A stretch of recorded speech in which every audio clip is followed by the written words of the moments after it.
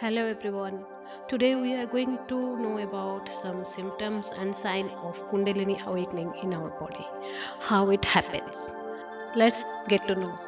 People are having so many doubts that Kundalini awakening is really happens. Is that true or false? Some people think like it is a fake, but some believe it is. It happens. If it happens, then how it happens? How could we know that our Kundalini awakening is happening? If it happens, what are the benefits and loss of it? We are going to know about this.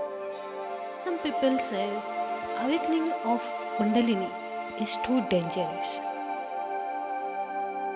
It is not so easy to awaken the Kundalini.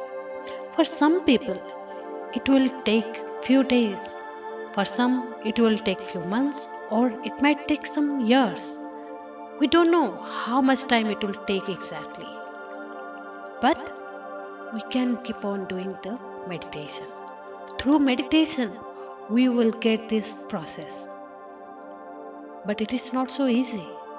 People think we will go for courses, go for classes, then we can awaken our Kundalini. But it is not like that exactly. It is a automatic process. It happens automatic. It's not like course. I will study and it will happen. No, not like that.